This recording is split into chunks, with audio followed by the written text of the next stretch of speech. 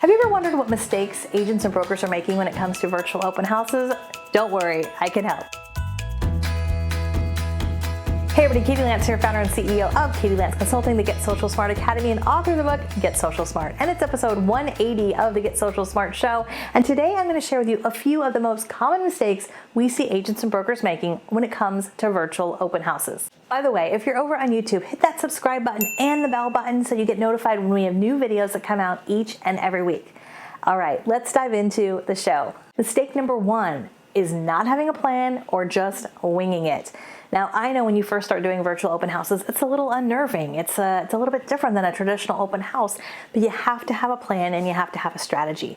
So I don't necessarily believe in scripting what you're going to say because I feel like that doesn't come across as very authentic. But before you go live, before you do your virtual open house, I encourage you to think about how you're going to introduce yourself, what you're going to say, and then what are some of the key features you're going to highlight. Have in your mind those 3, 4, maybe 5 key things that you are going to feature. And then you want to think about how are you going to close it? How are you going to wrap it up at the end of that broadcast? We really recommend at the end of a virtual open house that you say something like, hey, if you'd like more information, comment below or send us a private message with your contact information. That's a great way to follow up after a virtual open house. So don't wing it, have a plan. And also, if you've never gone live on Facebook and you plan on doing a Facebook Live for your virtual open house, practice ahead of time. It doesn't have to be at the house, but maybe in your backyard, your front yard, wherever it might be. Just practice figuring out what button to push, where to look. You can always delete it from Facebook, but having a plan makes a big difference. One other quick thing I'll mention about having a plan at the actual house. If you're doing a virtual open house from a listing, from the home, you might even just practice kind of walking around, getting a sense of what features you're going to highlight, and saying something out loud can really help you kind of cement it in your mind and be a little bit more confident and sure of yourself when you're on camera. Mistake number 2 is just sharing the facts, right? So we don't want to just share the facts because let's be honest, I can find the facts anywhere, right? I could go to Google and I could see that there's 3-bedroom, 2-bath, granite backsplash. The facts are just about anywhere when it comes to a new listing. So you want to share some of the facts, of course, but you also want to share what are some of the most interesting things.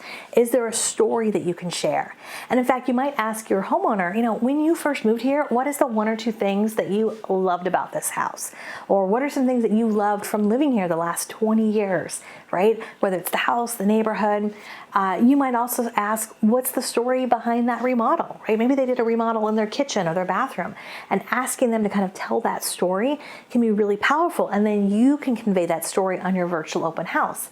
Storytelling is a really powerful thing because when we tell a story, our ears perk up, right? We lean in. And especially if you're doing a virtual open house through Facebook Live, one of the ways to get people to watch longer and to be more engaged and to ask questions is when you can tell a story and not just share the facts. Mistake number 3 is oversharing. Okay, I see this happen a lot where an agent or broker does a virtual open house and they want to share every nook and cranny, every cabinet, every corner. Keep in mind, a virtual open house, you don't have to necessarily share everything. It can be kind of like a movie trailer.